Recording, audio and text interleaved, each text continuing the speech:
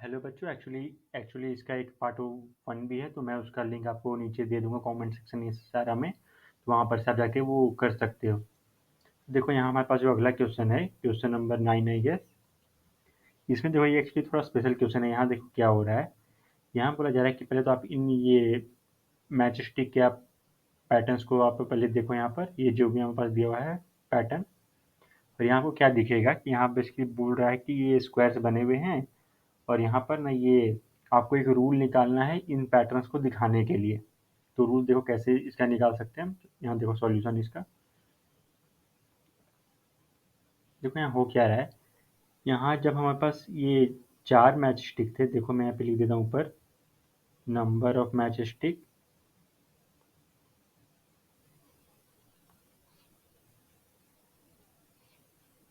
और यहाँ पर है हमारे पास स्क्वायर, नंबर ऑफ स्क्वायर।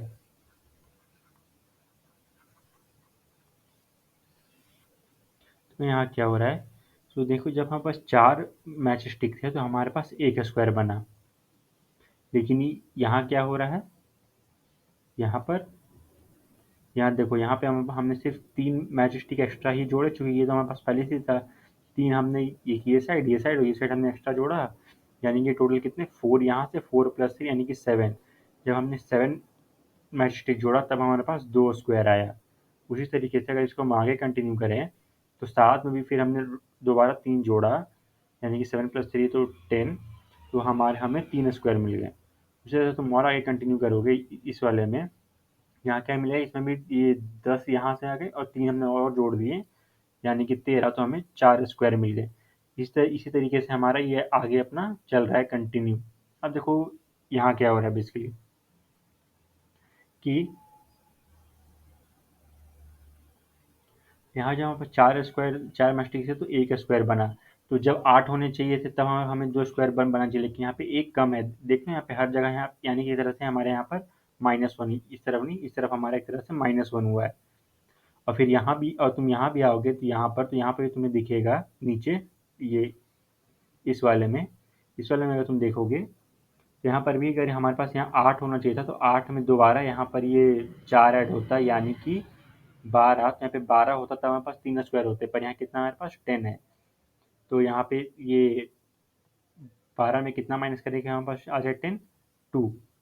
तो यानी कि यहाँ पे एक तरह से तुम्हें क्या दिख रहा है कि यहाँ पे 12 होना चाहिए था, यहाँ पर भी -1 और ऊपर का भी -1 आया।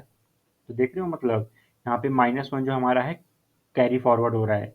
एक एक -1 हमारा यहाँ लगा, एक फिर यहाँ पे यहाँ तो -1 था ही, फिर यहाँ भी हमारा -1 हुआ। यहाँ -1 था, यहाँ -1 था, फिर यहाँ भी एक और दोबारा माइनस हुआ। वैसे यहाँ पर भी हमारा -1 कंटिन्यू चला जा रहा है, कैरी ऑन होता जा रहा है।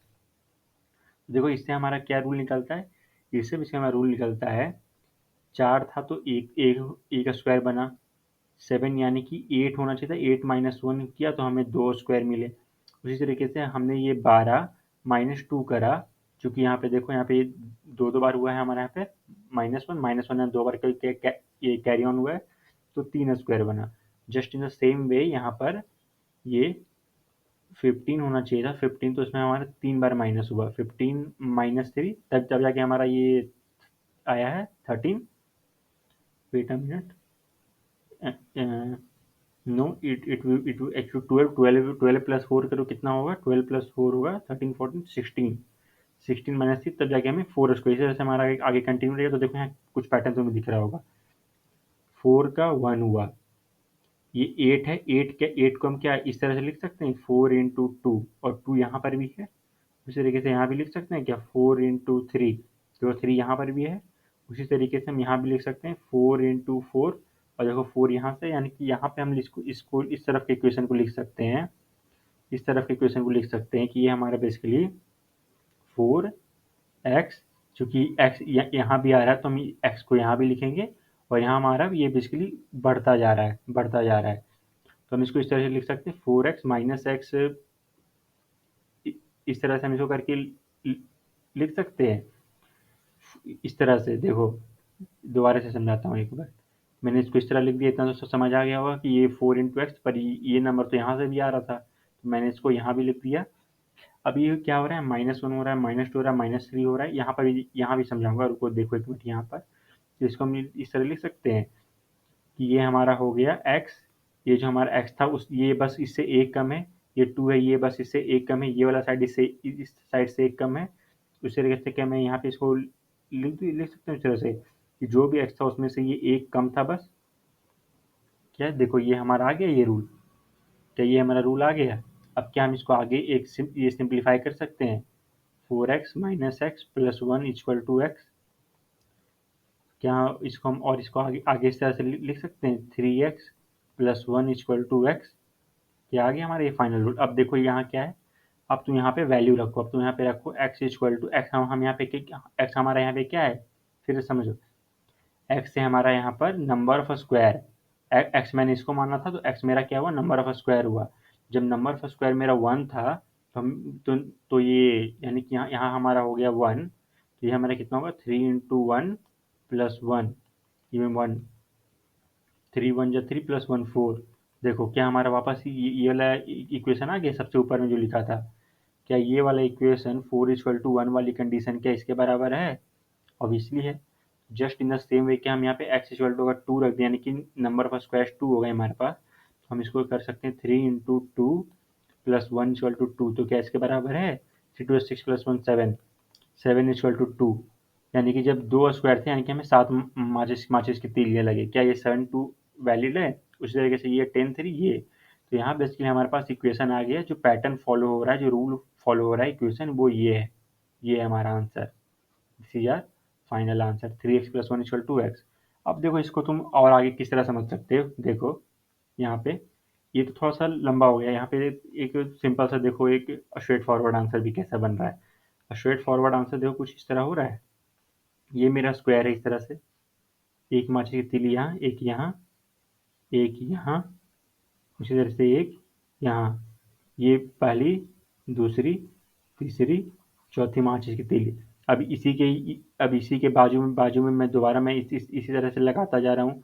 फिर से ये मेरी पहली, दूसरी, तीसरी। अब यहाँ तुम्हें कुछ दिख रहा होगा कि यहाँ बेसिकली क्या है, ये एक तरह से हमारा सी है। अगर मैंने इस माचिस की तीली को हटा दिया, लेट्स से मैंने इस माचिस की तीली को मैंने हटा दिया, देखो मैं इसको यहाँ पे सफ़ेद कर दे रहा हूँ, मैंने इस माचिस की तीली को हटा दिया। क्या ये सी की तरह हो रहा है हमारा, ये सी की तरह बन रहा है हमारा, ये भी सी, ये भी सी, ये भी सी, हाँ सी की तरह बन रहा है। अब देखो सी की मैंने क्या बोला था कि अगर हम पास नंबर ऑफ ये मैच स्टिक जितने दिए हुए हैं उतना से मल्टीप्लाई कर दो, तो अगर एन है तो एन इक्वल टू 3n होगा, चूंकि 3 माचिस की तीलियाँ यूज हो रही है, एन इक्वल टू 3n हमारा रूल होगा। पर यहाँ हमने क्या किया, हमने यहाँ एक एक्स्ट्रा माचिस की तीली लगा दी, तो हम क्या यहाँ पर लिख सकते हैं N equal to 3n plus 1। अब क्या ये इक्वेशन इसके बराबर है, यहाँ पे x की जगह तुम n कर दो तो क्या ये तुम्हारे इसके बराबर है, और इसलिए इसके बराबर है। सिंपल सा एकदम सिंपल सॉल्व हो गया। ये बेसिकली है कुछ नहीं हमारा, ये मैंने मान लिया कि ये हमारा बन रहा है c, ये मैंने मान लिया कि ये मेरा बन रहा है c। इसी तरीके से मैं कंटिन्यूस सी मैं बनाता जा रहा हूँ। देखो यहाँ से मुझे मेरे पास इस तरह से माचिस की तीलियाँ दी हुई हैं, इस तरह से मैं कंटिन्यूस में सी बनाता जा रहा हूँ। तो सी का हम क्या, ये इक्वेशन हमारा क्या बन रहा था कि अगर मैं बस एक सी बन रहा है तो एक सी बन रहा है 3 माचिस की तीलियों से। अब मैंने क्या किया, आखिर में मैंने एक एक्स्ट्रा जोड़ दिया, मैंने इस तरफ एक्स्ट्रा जोड़ दिया।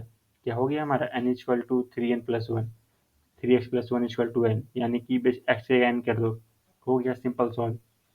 ये था ये स्ट्रेट फॉरवर्ड तरीका। अब यहाँ देखो, अब ये भी थोड़ा बहुत क्वेश्चन उसी की तरह है, ये वाला भी क्वेश्चन हमारा उसी की तरह है। यहाँ देखो हमारा क्या, इसमें 3 माचिस की तीलियाँ ऐसी रखी थी, हमने इसको घुमाकर बस ट्रायंगल बना दिया।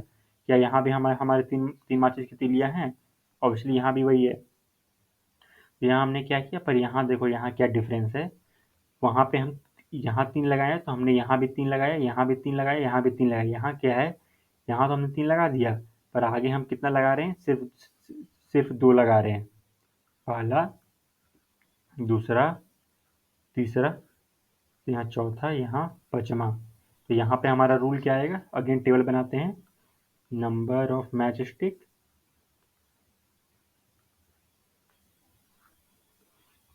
यहाँ हमारा क्या आ गया, number of triangle, number of triangle. अब देखो जब माचिस की तीलियाँ हमारे पास थी 3, ट्राइंगल बना 1, लेकिन जब दूसरा ट्रायंगल बनाने की बारी आया तो हमें सिर्फ यहाँ +2 करना पड़ा। +2 हमने करा, जबकि होना चाहिए था कितना 3, पर दूसरा ट्रायंगल बनाने के लिए हमें कितनी मार्क्स की तीलियाँ इस्तेमाल करी, सिर्फ 2। Just in the same way, यानी कि यहाँ पे एक तरह से हमारा -1 हुआ है। अब देखना, अब ये जो -1 है ना, ये आगे ये कैरी फॉरवर्ड होता रहेगा, बोलते हैं ना कि वो आगे बढ़ता जा रहा है। तो यहाँ भी -1, यहाँ हमारा -1 हो गया। उसी तरीके से -1 यहाँ ऑलरेडी हुआ था इस वाले के ट्रायंगल के लिए, अब इस वाले ट्रायंगल के लिए भी -1 होगा। अगेन यहाँ -1 हुआ था, यहाँ -1, अभी इस वाले के लिए भी -1 होगा। तो just in the same way यहाँ पे 5 था, यहाँ पे हमारे कितने ऐड हुए, 6, 7, 7 से हमें कितना बन गया 3, और अगेन यहाँ भी हमारा -1 हुआ, तो हुआ है। हर स्टेप पे -1 पुराने वाले का भी और अभी भी लगेगा, तो ये ऐड ऑन होता जाएगा हमारा यहाँ। तो देखो यहाँ कैसे है, यहाँ हमारा फिर क्या लिख सकते हैं इस तरह से कि अगर मेरे पास 3 था, 3 माचिस की तीलियाँ से 1 बना, 5 माचिस की तीलियाँ थी तो दूसरा ट्रायंगल बना, 7 माचिस की तीलियाँ थी तो 3 माचिस की तीलियाँ, ये 3 ट्रायंगल बने। क्या हम यहाँ पे एक पैटर्न में आया समझ में? 5 को हम इस तरह से लिख सकते हैं, 6 माइनस 1, सॉरी 6 प्लस 1, सॉरी क्या मैंने यहाँ 6 माइनस 1, 6 माइनस 1 5। उस तरीके से हम क्या इसको लिख सकते हैं 9 minus 2। Just in the same way अगर मैं इसको और आगे कंटिन्यू करूँ, जैसे कि यहाँ देखो, यहाँ 1 2 3 4 5 6 7 8 9 10, वेट वेट वेट, 1 2 3 4 5 6 7 8 9, हाँ 9। तो उसी तरह से हम यहाँ पे आगे कंटिन्यू, देखो यहाँ पे 9 था, तो इससे अगर हम इसको आगे और कंटिन्यू करेंगे तो हमें यहाँ पे क्या मिल रहा है कि अगर मैंने इस साइड वाले को x मान लिया, तो यहाँ पर देखिए कुछ दिख रहा है तुम्हें कि ये हमारा कितना है, ये वाला जो हमारा 1 आ रहा है, सॉरी ये हमारा, इसको हम इसको लिख सकते हैं 3 इंटू 2, क्या ये इसके बराबर है? तो यानी कि हम इसको इसे लिख सकते हैं 3 इंटू एक्स। इसको अगर मैंने x माने तो इसको इसके मैंने लिख दिया 3 इंटू एक्स। अब क्या यहाँ पर ये जो -1 था, -1 ऑब्वियसली वो तो कैरी फॉरवर्ड होता ही जा रहा है, तो इसको हम लिख सकते हैं 3x is equal to x. अब चूंकि वो -1 तो आगे कैरी फॉरवर्ड होता जा रहा है, तो हम इसको इस तरह लिख सकते हैं माइनस ऑफ एक्स माइनस 1। वो चूंकि ये -1 हर बार कैरी फॉरवर्ड होता जा रहा है, इसको खोलो, 3x minus x plus 1 equal to x. कितना आ गया हमारे पास, 2x plus 1 equal to x. ये आ गया हमारे पास रूल। ये था इक्वेशन जो ये क्या है, ये एक इक्वेशन है जो इस पैटर्न को दिखा रहा है। यहाँ हमने क्या किया, हमने एक पैटर्न देखा, उस पैटर्न से हमने इक्वेशन निकाला, वो इक्वेशन उस पैटर्न को दिखा रहा है। अब तुम इसमें ये वैल्यूज रखो, एक्स मेरा क्या है, नंबर ऑफ ट्राइंगल्स। जब नंबर ऑफ ट्राइंगल्स मेरे पास 1 है तो क्या होगा, 2 इंटू 1 प्लस 1 इक्वल टू 1। देखो 2 प्लस 1 3, तो जब एक ट्राइंगल था तो कितनी मार्क्स की तीलियाँ लगी, 3। उसी से जब जो ट्राइंगल हो रहे हैं हमारे पास एक्स इक्वल टू 2, तो यहाँ पे हमने 2 इंटू 2 प्लस 1 कर लिया, तो क्या 2 आ रहा है, देखो 4 प्लस 1 5। ऑब्वियसली देखो 5 2 आ रहा है, 3 1 आ रहा है। ऑब्वियसली ये हमारे इस रूल को फॉलो कर रहा है, इस टेबल को याद रखना। ये टेबल बनाना जरूरी है अगर समझ में ना आए तो, और जो इक्वेशन आना चाहिए वो इस टेबल को फॉलो करना चाहिए। तो देखो क्या इसका भी सिंपल तरीका है, जैसा हमने यहाँ पे किया था स्ट्रेट फॉरवर्ड, ऑब्वियसली यहाँ पर भी है। देखो 3 ट्राइंगल हैं, एक ट्राइंगल बनाने के लिए हमने 3 माचिस की तीलियाँ यूज करी, 2 ट्राइंगल बनाने के लिए हमने 5 का यूज करा। तो देखो यहाँ पे हालांकि करना कितना चाहिए था, हमें करना चाहिए था हमें 6 का, क्योंकि एक ट्रायंगल बनाने के लिए 3 का किया, तो दूसरे का बनाने के लिए 6 का करना चाहिए था, उसे तीसरा ट्रायंगल बनाने के लिए हमें 9 का करना चाहिए था। पर यहाँ हमने क्या किया, हम ये एक एक हर बार हमारा माइनस होता रहा, तो क्या हम इसको इस तरह सिंपल लिख सकते हैं, अगर मैंने सिर्फ इसका मैंने एक रूल यहाँ पे बना दिया, तो n इक्वल टू 3n लिखा जा सकता है। पर हर बार तो वहाँ पर ये माइनस में ये हमारा एक एक निकलता जा रहा था, तो उसको फिर हम कैसे लिखेंगे, उसको हम लिख सकते हैं माइनस ऑफ n माइनस 1 से। तो इसलिए ये हमारा वापस इसी पर आ गया, यही हमारा फिर इक्वेशन दे देगा ये वाला, इस तरह से। सो ये थे हमारे कुछ दो बहुत इंटरेस्टिंग प्रॉब्लम्स, और इसका एक पार्ट 1 भी है। पार्ट 1 में नीचे आपको लिंक सारा कुछ दे दूंगा, तो उसको वहाँ से जाके आप देख सकते हो। आज के लिए इतना ही बच्चों, मिलेंगे अगली क्लास में। Thank you.